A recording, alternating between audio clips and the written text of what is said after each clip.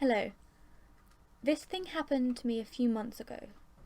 I just needed to share it with somebody. It all started at my friend's party. He's an artist who rented out a loft in the industrial part of town. If you can picture what Detroit looked like in the 1920s, that's what this area looked like. A bunch of old turn-of-the-century factories crammed into about 10 blocks, and most of them were abandoned. So I partied a little too hard that night and decided to crash on a couch at the loft. I woke up around 4 a.m. The sun wasn't out yet, but you could still make things out in the dim blue light. I went to the bathroom, carefully tiptoeing around the people that were passed out on the floor. As I was taking a piss, I tiptoed to look out the bathroom window, and I saw a panorama of deserted urban decay. I remembered how much I liked places like this. It was so dark and devoid of life, and strangely serene. So I went back to the couch and tried to fall asleep. After 45 minutes of staring at the ceiling, I decided I didn't want to be there. So I swallowed my pride and decided to wake my girlfriend up to beg her for a ride, since walking around the vacant streets at this time was not an option. Being an awesome girlfriend, she was totally cool with it, and told me that she would be there in about half an hour, and that she would give me a call when she was outside. My phone died 10 minutes later, so I decided I would sit by the window and watch for her car. I sat there for a while, and my eyes started getting heavy, and I began to doze off. A crashing noise soon woke me up. It wasn't loud, but enough to snap me back into reality. I looked out of the window and scanned the area, but didn't see anything. Across the street, from the loft near a mountain of garbage bags, on one of those enormous dumpsters, I see a computer and a smashed monitor against the floor that I hadn't seen there before. When my girlfriend arrived, I went downstairs and greeted her. Just as I was about to get in the car, I remembered a friend of mine who had blown out his power supply, so I decided to walk over to the dumpster and see what I could salvage. The monitor was worthless, but the tower seemed to have suffered almost no damage at all. So I put it in the trunk and we drove off. About a week had passed and I had completely forgotten about the tower until my girlfriend called me to let me know that it was still in the trunk and that she wanted it out. That night I brought it home. Before I took it apart, I decided to hook it up to my monitor to see if it still ran. And to my surprise it did. It ran Windows XP and looked like it had been wiped clean. I decided to search for words like tits and pussy in hopes of finding some secret stash full of weird deviant porn the previous owner had completely forgotten about. Morbid curiosity, I guess? Search came up nothing. Search for picture files, nothing. Then I searched for movies and one file came up. It was an AVI inside a folder named Barbie, hidden in the Windows System 32 directory. So I played it. Now, this is where it gets disturbing. The movie was about an hour long, and was made up of what seemed like raw exported footage. The footage was of this woman sitting on a chair and talking against a white backdrop. I skipped through most of the movie, and it was all the same continuous shot. Then I decided to sit through the footage to find out what she was talking about. 15 seconds into the footage, the audio goes completely bad, and her voice is drowned in harsh static or background noise. I couldn't make out a thing. So I imported the footage into a Final Cut and tried to mess with the levels to isolate her voice. It helped a little, but I couldn't hear what she was saying. I was intrigued now, and I began to really pay attention to her face and body language. It seemed that she was being asked some kind of questions, because she stops at times to listen, and then continues talking. About 15 minutes into the footage, her face begins to redden and contort as if the questions are bothering her. But she continues to answer them anyway. Shortly after this, she begins to cry. She sobs hysterically for the duration of the film. One of the few words I could lip read was skin. She repeats this word many times throughout the footage, and at one point she even pulls out the skin from her arm and mouths the word. She seems to be unhappy with her skin. There is much more I have to get off my chest, but it's getting late and I can't go on. I'll share the rest tomorrow, okay? God save my soul. It kept on building and building, and about 40 minutes in she's crying so hard she can barely look at the camera.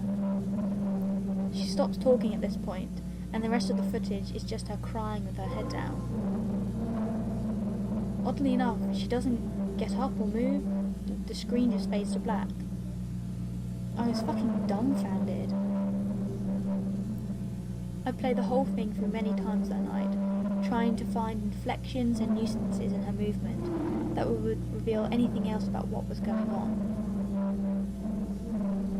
I felt so dissatisfied. I wanted to know more. That's when I noticed that there was about 10 more minutes left on the timeline after the screen went black. And about 2 minutes in, there was more footage. The footage was extremely shaky, almost unwatchable, and depicted a pair of legs walking along train tracks.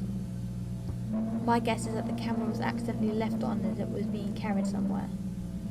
The person in this footage walks along the train tracks for about 6 minutes and then turns into the forest and walks over what looked like foliage flattened by a piece of plywood. The person continues on this makeshift plywood road until the video clip ends. Now my heart started beating with excitement, because there were train tracks a few miles away that looked very similar to the one in the video. So I had to check this out. I called up my friend Ezra. He's 4'6", 250 pounds of mostly muscle. I convinced him to go on a little adventure with me. I'm no pushover myself, but I felt if I was going to go wandering in the woods looking for God knows what, extra muscle might not hurt. This whole idea of investigating this video had me so excited I couldn't sleep. The next morning on a sunny Saturday, I took my flashlight, my camera and my 7-inch K-bar with a matte black finish and a serrated edge. I went to pick up Ezra. When I got to his house, he wasn't even awake. When I woke him up, he pretty much told me to fuck off. I was already packed and I had mentally prepared myself to do this, so I decided to go through with it without him. I parked my car at the train station, took my stuff and hopped onto the tracks. After walking for about 2 hours, I saw a broken piece of plywood and my knees almost buckled with excitement. I searched the nearby foliage and there it was, a little plywood trail leading into the forest. I walked slowly along the paying close attention to everything. I would stop occasionally, kneel down and listen to anything or anyone. But it was so quiet. This was one of the most nerve-wracking things I've ever done. I didn't know what to expect at the end of this trail. The dense tree line gave way to a little island of grassy field, and then I saw it. A house being consumed by the forest. From the looks of it, no one had lived there for 20, maybe 30 years. I got my camera and snapped a few pics. A few yards away from the house was a tool shed made of rusty sheet metal.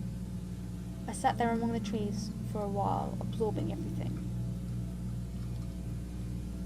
I didn't want to go into the open fields.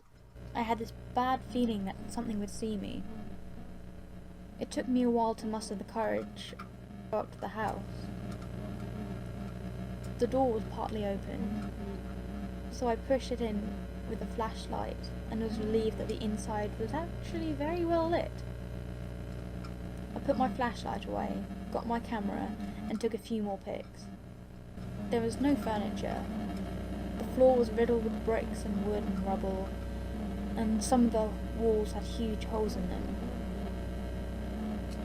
When I went in further to explore, I saw some things that I didn't pay much mind to in the moment.